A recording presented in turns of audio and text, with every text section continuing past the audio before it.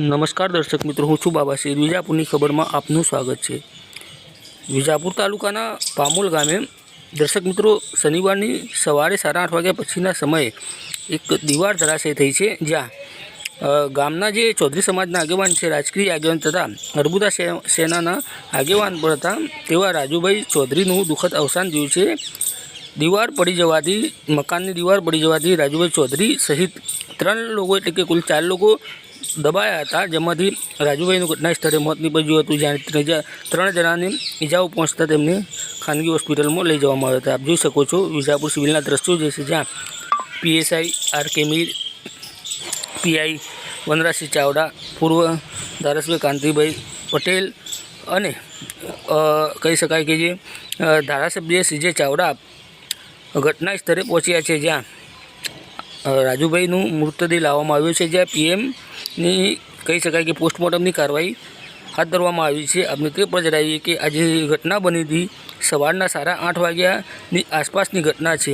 જોઈ શકો છો ડૉક્ટર સીજે ચાવડા જે વિજાપુરના ધારાસભ્ય છે અને વનરાજસિંહ ચાવડા જે Vijapur police inspector, R.K.. Mir PSI Vijapur police station જોઈ શકો છો, તથા રાજકીય આગેવાનો જે બીજા 3 જણા હતા ઇજાગ્રસ્ત તેમને ખાનગી હોસ્પિટલ ખાતે લઈ જવામાં આવ્યા હતા સારવાર માટે. જોઈ શકો છો જે ભીખીબેન ચૌધરી જે મકાન માલિક, તેમના જે પગમાં ઈજાઓ પહોંચી તે તેમની સારવાર ચાલી રહી છે વિજાપુરની ખાનગી હોસ્પિટલ ખાતે. જાણે તેમના જે પતિ હતા પોપટભાઈને પણ ઈજાગ્રસ્ત થયા હતા, તેમને પણ અમદાવાદ ખાતે ખસેડાયા હતા. જોઈ શકો છો કે રામાજી સોમાજી ઠાકોર જે છે, જે મજૂરી કામ માટે ઘરકામની જે હોય છે, જે ઘર રિપેરિંગ કરવા ખોલવા માટેની મજૂરી કરવા માટે ગયા હતા, તેઓ પણ જે ધરાશય થયેલી મકાનની દિવાલ છે તેમાં દબાયા હતા, પરંતુ તેમના પગે પર ઈજા પહોંચી હતી.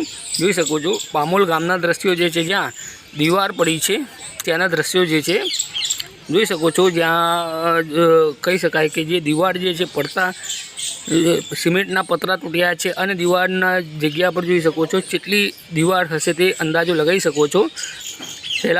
પ્રથમ તો એક સાઈડની દીવાલ પડી છે, જેના બીજા દીવાલના ઉપર બીજી દીવાલ પર પડી ગઈ છે, એટલે કે 2 દીવાલો સાથે પડી છે તેમ કહી શકાય. જ્યાં રાજુભાઈ પહોંચ્યા હતા સલાહ આપવા માટે, મિત્રનો ફોન આવ્યો હતો અને જે એમનું વ્યવસાય છે કોન્ટ્રાક્ટરનું, તે પ્રમાણે નકશો લઈને બેઠા હતા. તે સમયે ઘટના ઘટી હતી અને ત્યાં રાજુભાઈનું ઘટના સ્થળે મોત નીપજ્યું હતું. જોઈ શકો છો જે રાજુભાઈના ઘરના જે દ્રશ્યો જે છે, જે ગમગીનતા સવાઈ છે. હાલ તો પરિવારજનો, ગ્રામજનો તથા રાજુભાઈના મિત્ર વર્તુળમાં હાલ તો ભારે શોક વ્યાપી જવા પામ્યું છે. મૃતક શું લાગતા હતા આપને? મારા ભાઈ લાગતા હતા. શું નામ હતું એમનું? એમનું રાકેશભાઈ ઉર્ફે રાજુભાઈ. તો ગઈકાલે શું ઘટના ઘટી હતી? એ સવારે એમના મિત્રનો ફોન આવ્યો, એટલે એમના મકાન નવું બનતું હતું, ત્યાં જોવા માટે ગયા અને ત્યાં જઈને ઊભા જ રહ્યા છે અને 10 જ સેકન્ડમાં એમને એક સાઈડની દિવાલ પડી અને પછી બીજી દિવાલ પડી, એટલે 3 લોકો ત્યાં હતા. એમાંથી રાજુભાઈ અંદર અને જે ઇન્જર થયેલા છે 3 જણા થયેલા છે ને? હા, 3 જણા.